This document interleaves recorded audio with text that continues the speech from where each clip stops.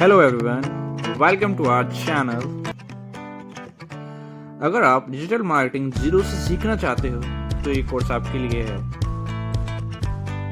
इस कोर्स में हम कवर करेंगे SEO, social media marketing, Google ads, freelancing and step by step. Course बिल्कुल फ्री है और इजी लैंग्वेज में होगा, तो सब्सक्राइब करो बेल आइकन, और क्योंकि अब स्टार्ट होने वाला है लर्निंग। तो अभी तक हम लोगों ने टारगेटिंग के बहुत सारे चैप्टर्स कवर कर लिए हैं, लेकिन एक चीज आपके लिए समझना बहुत ज्यादा और इम्पोर्टेंट है। हमने कस्टम ऑडियंस की बात कर ली, लुक लाइक ऑडियंस कैसे बनाते हैं उसकी बात कर ली, बेसिक ओवरव्यू की आपको अपनी ऑडियंस की साइकोलॉजी कैसे समझना है टारगेटिंग करते वक्त, वो सब भी बहुत अच्छे से बातें कर ली हैं। लेकिन मुझे पता है आपके दिमाग में एक क्वेश्चन आ रहा होगा कि अगर मैं एक एड सेट बनाता हूं तो उसमें मैं किस टाइप की टारगेटिंग करूं। मतलब क्या उसमें मैं एक इंटरेस्ट टारगेट करूं, या फिर 2 इंटरेस्ट टारगेट करूं, या फिर 3 इंटरेस्ट टारगेट करूं, या फिर एक कैंपेन में एक एड सेट बना के उसमें एक इंटरेस्ट टारगेट करूं, 2 करूं, 3 करूं, या फिर मल्टीपल वेज। तो ये एक बहुत बड़ा कंफ्यूजन का क्वेश्चन रहता है। मेरे से बहुत लोग पूछते हैं कि यार ऐसी सिचुएशन में क्या करना चाहिए। तो मैं क्या सजेस्ट करती हूँ, आप बहुत सारे वीडियोस भी देख लोगे ना, तो आपको कोई बताएगा कि एक काम करो, आप एक एड सेट बनाओ और उसमें सिर्फ एक इंटरेस्ट टारगेट करो। कोई बताएगा एक एड सेट बना के उसमें आप मल्टीपल इंटरेस्ट टारगेट करो, और कोई आपको बताएगा कि आप एक एड सेट लो और कोई टारगेटिंग मत करो, उससे ब्रॉड छोड़ दो।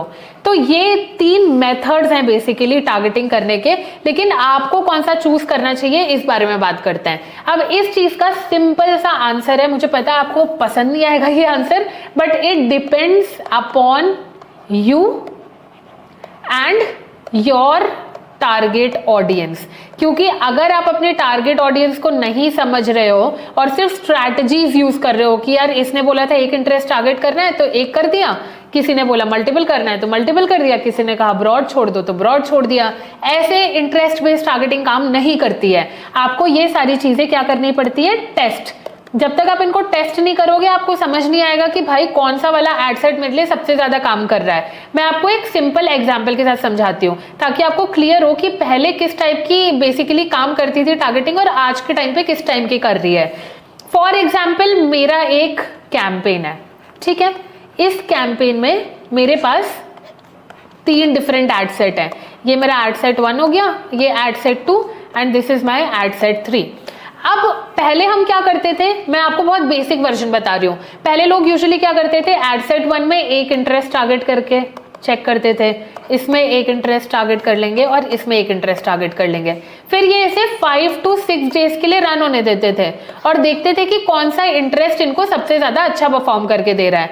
अब मान लो कि ये वाला एड सेट बिल्कुल भी नहीं परफॉर्म किया, ये भी नहीं किया, और ये वाला अच्छा परफॉर्म करके दे रहा है, तो उनको लगता था कि भाई एड सेट 3 में ये वाला इंटरेस्ट मेरे लिए सबसे अच्छा काम कर रहा है, तो एक काम करते हैं अपने फ्यूचर कैंपेन्स में इसी इंटरेस्ट को टारगेट करते हैं। पर आजकल ये सिचुएशन काम नहीं करती है। Let me tell you why.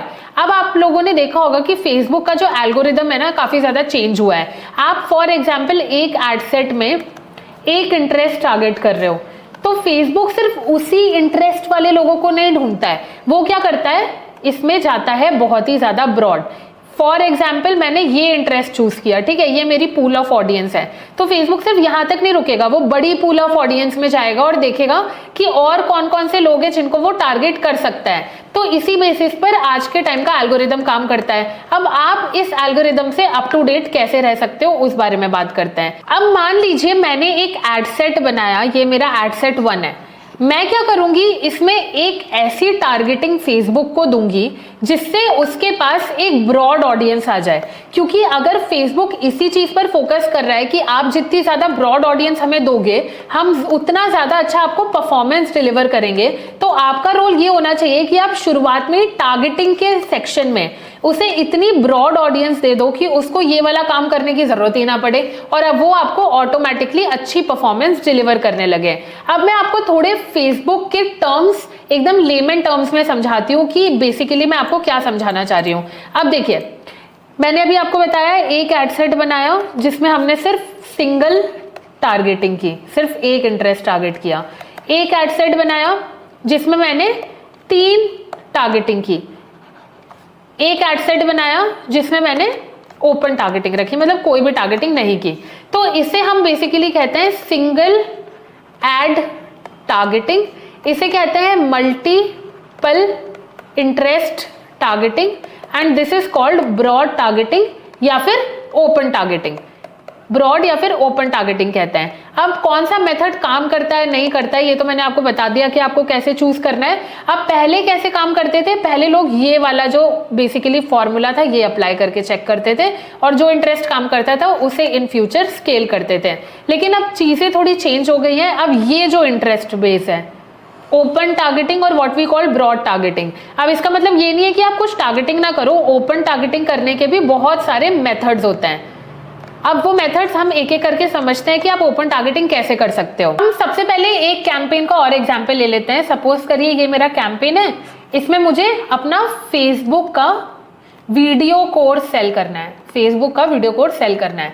अब इसमें मैं 3 डिफरेंट एड सेट क्रिएट कर रही हूँ। ये मेरा एड सेट 1 हो गया, ये ad set 2 and this is my ad set 3। अब यहाँ पर मेरा मेजर फोकस क्या रहेगा, एक में मैं क्या कर सकती हूँ, ब्रॉड ऑडियंस सिलेक्ट कर सकती हूँ। अब अगर मुझे फेसबुक एड्स टारगेट करना है तो वो कौन सी ब्रॉड ऑडियंस हो सकती है, फॉर एग्जाम्पल डिजिटल मार्केटिंग में जो लोग इंटरेस्टेड हैं वो डेफिनेटली फेसबुक एड्स में इंटरेस्टेड होंगे। अब हम फेसबुक एड्स मैनेजर में जाके चेक कर लेते हैं कि कितना ब्रॉड है डिजिटल मार्केटिंग की ऑडियंस का साइज। मैंने यहाँ पर डिजिटल मार्केटिंग सर्च किया तो देखो यहाँ पर एस्टिमेटेड ऑडियंस जो साइज है वो बहुत ही ज्यादा बड़ी दिखा रही है। इसका मतलब ये है कि फेसबुक को मैं बहुत अच्छा डेटा दे रही हूँ अपनी टारगेट ऑडियंस का। अब जैसे फॉर एग्जांपल एड सेट 2 में अगर मैं चलती हूँ तो यहाँ पर मैं डिजिटल मार्केटिंग से रिलेटेड चीजों को सर्च कर सकती हूँ। फॉर एग्जाम्पल मैं परफॉर्मेंस मार्केटिंग या फिर पेपर क्लिक या फिर मैं बेसिकली ऑनलाइन एडवर्टाइजिंग, ये सारी चीजों को सिलेक्ट कर सकती हूँ क्योंकि ये है डिजिटल मार्केटिंग का ही पार्ट। लेकिन अगर मैं एक सिलेक्ट करूंगी तो मेरी ऑडियंस बहुत ज्यादा नीश डाउन हो जाएगी। ब्रॉड ऑडियंस करने के लिए मैं मल्टीपल चीजें सिलेक्ट करूंगी ताकि फेसबुक को अच्छा खासा डेटा जाए। तो ये हो गई हमारी सिंगल बेस्ड टारगेटिंग, ये हो गई मल्टीपल बेस्ड टारगेटिंग।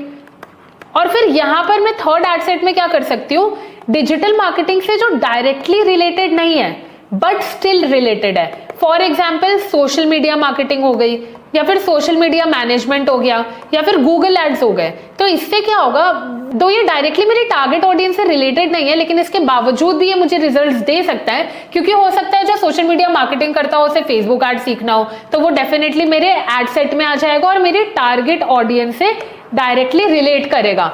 तो आप इन अलग अलग तरीके से अपने एड्स में टारगेटिंग कर सकते हो। या तो आप एकदम ब्रॉड ऑडियंस सिलेक्ट करो, अगर आप नीश ऑडियंस सिलेक्ट कर रहे हो तो मल्टीपल इंटरेस्ट टारगेट करो। एंड इन केस अगर ऐसा है कि जो आपकी ब्रॉड ऑडियंस है फॉर एग्जांपल डिजिटल मार्केटिंग, इसमें बहुत ही ज्यादा कंपटीशन है तो जैसे मैंने अभी एड सेट 3 बनाया आप वैसे ही कर सकते हो, थोड़ा क्रिएटिव सोचो। मैं हमेशा लोगों को सजेस्ट करती हूँ फेसबुक एड्स चलाते वक्त आपको मेक श्योर करना है कि you think outside the box, think outside the box, क्योंकि जितना ज्यादा आप अपनी टारगेटिंग को लेकर क्रिएटिव रहोगे उतने ही ज्यादा आपका कंपटीशन भी कम होगा एंड आपको रिजल्ट्स भी बेटर डिलीवर होंगे। तो आप क्रिएटिव बेस्ड टारगेटिंग जहां पर आप इंटर रिलेटेड ऑडियंसेस ढूंढ रहे हो वो ट्राई करके देख सकते हो क्योंकि वो भी आपको अच्छा परफॉर्मेंस देती है। अब हम बात करते हैं जो मेथड आज के टाइम पे बहुत काम कर रहा है और हमने मोस्टली हमारे ई कॉमर्स के जो क्लाइंट्स हैं जो मोस्टली क्लोथिंग में हैं उनके लिए ट्राई किया है एंड दिस डेफिनेटली वर्क्स क्योंकि आज के टाइम पर फेसबुक ये सबसे ज्यादा प्रेफर कर रहा है विच इज ब्रॉड टारगेटिंग और ओपन टारगेटिंग। अब यहां पर क्या होता है, आपने अपना जेंडर सिलेक्ट कर लिया, एज सिलेक्ट कर ली एंड लोकेशन सिलेक्ट कर ली, बाकी इंटरेस्ट बिहेवियर डेमोग्राफी कुछ भी टारगेट नहीं की। तो इससे क्या होता है आपकी एक ब्रॉड टारगेटिंग हो जाती है। अब आप सोच रहे होगे कि भाई फेसबुक को कैसे पता बिना इंटरेस्ट टारगेट किए हुए कि मेरी टारगेट ऑडियंस क्या है। इसका भी मैं आपको एक बेसिक साइकोलॉजी या कॉन्सेप्ट समझाती हूँ कि फेसबुक काम कैसे करता है, फेसबुक का एल्गोरिथम कैसे काम करता है। फॉर एग्जाम्पल अगर आपने उसको किसी भी टाइप की टारगेट ऑडियंस नहीं बताई तो वो क्या करेगा, आपके पास्ट इंटरैक्शंस मतलब आपने पास्ट में किस टाइप के एड्स रन किए हैं वो देखता है, पास्ट इंटरैक्शंस में एड्स कैसे रन किया है वो देखेगा।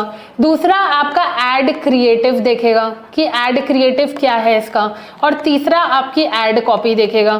तो ये सारी चीजें वो पहले एनालाइज करता है और उसके बाद देखता है कि ये सारी चीजें कौन सी टारगेट ऑडियंस में फिट होती हैं, और ब्रॉड टारगेटिंग में वो इस हिसाब से टारगेटिंग करता है। अब ब्रॉड टारगेटिंग इतनी ज्यादा आजकल काम क्यों कर रही है मैं आपको बताती हूँ। हमने हमारे एक क्लाइंट के लिए बहुत मिनिमल एड बजट में 50 लाख के सेल्स जनरेट की है, बिकॉज हमने ब्रॉड टारगेटिंग पर बहुत ज्यादा फोकस किया था वहां पर। अब ब्रॉड टारगेटिंग इतनी ज्यादा काम क्यों करती है, इसके दो कॉन्सेप्ट समझते हैं। पहला कि फेसबुक एड्स के पास ज्यादा अपॉर्चुनिटी हो जाती है। आप जितनी ज्यादा अपॉर्चुनिटी फेसबुक एड्स के एल्गोरिथम को दोगे उतना ज्यादा वो आपको रिजल्ट डिलीवर करेगा, जैसे कि मैंने आपको पहले बताया।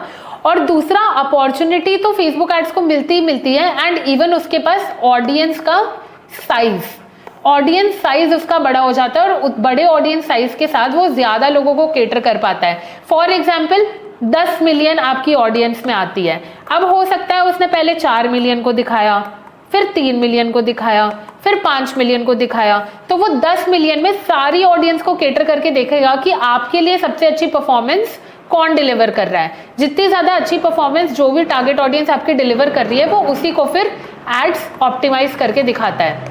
क्योंकि अगर आप अभी फेसबुक एड्स का डैशबोर्ड देखोगे ना तो आपको समझ आएगा कि वो काफी ज्यादा एआई बेस्ड हो गया है। मतलब उनका एल्गोरिदम भी मोस्टली एआई के थ्रू ही काम करता है, और उनका जो एआई है वो काफी ज्यादा स्मार्ट इनफ है ये समझने के लिए कि आपकी टारगेट ऑडियंस क्या होने वाली है। तो इसलिए यूजुअली आजकल लोग आपको कह रहे हैं कि आप ब्रॉड टारगेटिंग करो, आपको वहां पर बेटर रिजल्ट्स मिलेंगे। एंड मैं आपको ये नहीं कह रही कि भाई आपने सिर्फ ब्रॉड टारगेटिंग चूज की है तो ब्रॉड टारगेटिंग करना स्टार्ट कर दो। आप एक कैंपेन क्रिएट करो, एक कैंपेन में आप मल्टीपल एड सेट्स बनाओ, 1 2 3 4।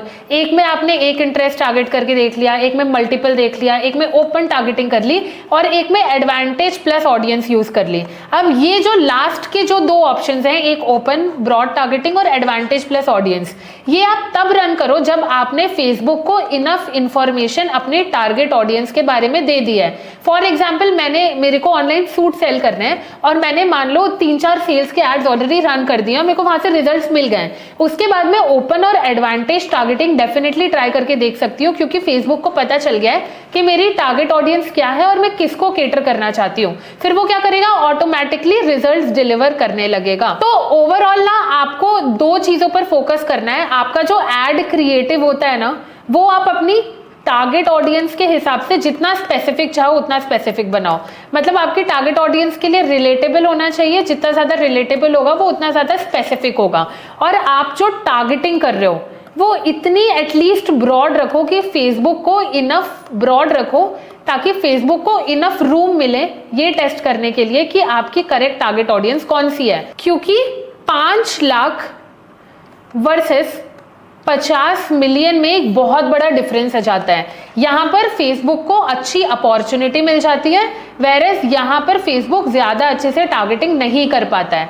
तो आपको मेक श्योर करना है कि एड क्रिएटिव स्पेसिफिक हो, लेकिन आपकी टारगेटिंग हमेशा ब्रॉड रहे, अनटिल एंड अनलेस आप किसी बहुत स्पेसिफिक प्रीमियम बिजनेस के अंदर आते हो जहां पर आपको अपने एड्स में ज्यादा पैसा खर्च नहीं करना है और एकदम एग्जैक्ट टारगेट ऑडियंस तक पहुंचना है।